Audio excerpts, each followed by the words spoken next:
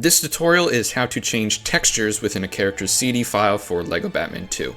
If there is anything you'd like to know, as long as I know how to do it, I will make a tutorial so that everybody has that information available to them. First things first, you will need to open your CD file in a hex editor. If you don't have one yet, I recommend using HxD. You can find the download link in the description.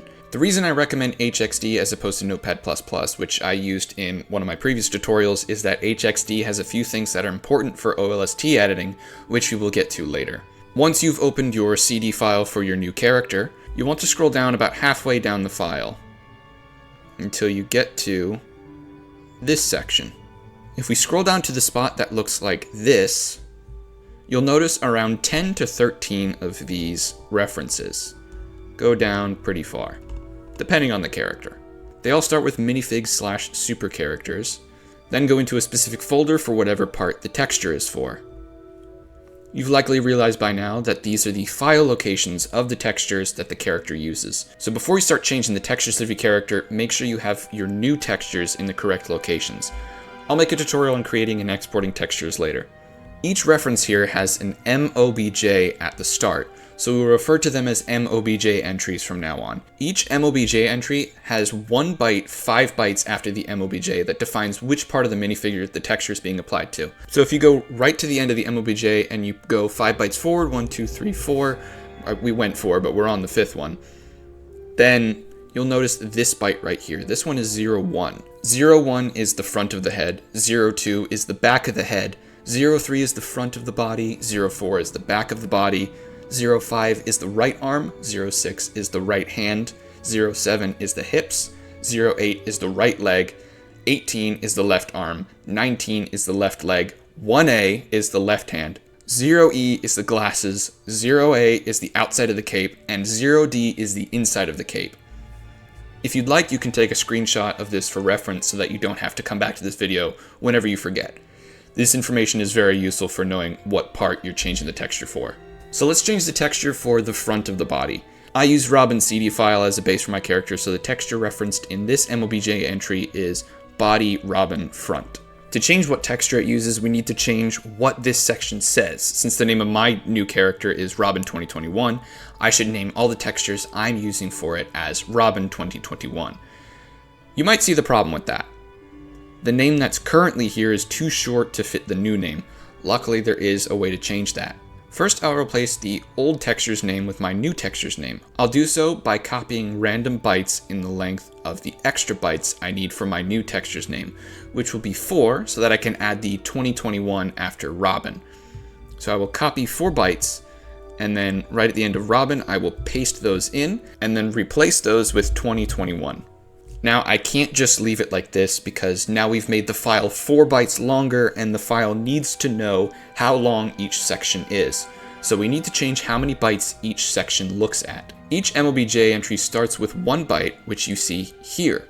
In my case, it's an L, or 4C, in hex. The MOBJ entry ends 1 byte after the end of a texture's name. So I will drag from the first byte to 1 byte after the texture's name. Then I'll look at the bottom of the window and see the length I have selected, which in my case is 50. Then I'll replace the first byte of the MOBJ entry, which is the first byte I selected, with 50 instead of 4C. Note that 50 is 4 bytes more than 4C. This is because we changed the length of the MOBJ entry to be 4 more than it was. Now we need to change another byte. Notice this 0 that is 4 bytes before the minifigs folder reference? Although I suppose you could say it's 3, but that is another byte that determines the length. This one is slightly different in that we don't select from the length byte to the end of the texture name. Instead, we select from the beginning of the folder reference to the byte after the end of the texture name. This gives me 34, which you should notice is 4 bytes more than 30. This means I did it correctly. So we do the same as the previous byte and change it to 34. Which in the decoded text is 4, as we see here. Now that we have properly changed the length of the MOBJ entry for the front of the body, you should know how to change it for any of these other MOBJ entries used for the textures of the minifigure's body. We're not done yet though. If we were to open the game and play as this new character now, the game would either crash or the character would look wrong. what we need to do is scroll up a little to the beginning of the texture references, which starts with this OLST. We'll go back 7 bytes, 1, 2, 3, 4, 5, 6, 7, to find these 2 bytes here, 390C. These bytes determine the length of all these MOBJ entries together. So let's select from these 2 bytes down to the byte after the last texture's name, just like this, which should be just before this 13 byte here. Now let's check the length again. For me, it's 3CD. Although if you look back at these 2 bytes before the OLST, you'll notice that it appears to be backwards, in that the 3 comes after the CD, or the C9, instead of before, like it shows in the length, and it does. So we will change the C9 to CD, and leave the 03 alone. If the new length didn't start with a 3, but instead started with a 4, then we would change the second byte, the 03, to 04. So the first 2 digits shown in the length at the bottom is the second byte of the length at the top of the OLST and vice versa. But guess what? We're still not done yet. Scroll up to the top of the code here above the super minifig, and you'll see another OLST and another MOBJ. These are the length of pretty much the entire thing. So we will go back here and we will select these 2 bytes and then go to the bottom of the file, hold shift, and click after the last byte. Then we look at the length, scroll back to the top, and change the length. So since it says 1065, I will do 6510, keeping in mind that the bytes are flipped. So we select these 2 bytes,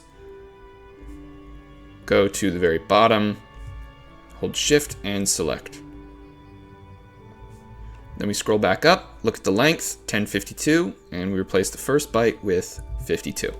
Now, if you've done all this correctly, you can save the file, open the game, and play as your character, and their texture should be changed, as long as you have the texture in the right format, file type, and folder location.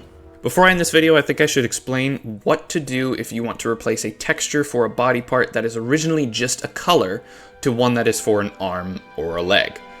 I'll be changing the right arm, so I will look for the MOBJ entry that has the 05 byte after the MOBJ, which is right here. So if I want to make this reference an arm texture, I would click after the slash, after the super characters folder, and type arm slash, and then all caps arm Robin 2021. So that is the name of the folder and the name of the texture file. I could shorten this MOBJ entry by removing the text after it from the original texture name and following the length byte process from before, or I could simply replace these extra bytes with 00, which would let me avoid having to change the length bytes again. So I will just replace these with 0, just like that. And now that texture would be changed. If you do want to shorten it, then select the extra text from the previous texture name, hit backspace to delete it, and then follow that process from before to change the lengths again. So that's all for this video. I plan to make each tutorial for specific things, like this one being only texture changing, and so I will make other videos for changing hats, hairs, capes, sounds, animations, and adding texture references that aren't already there.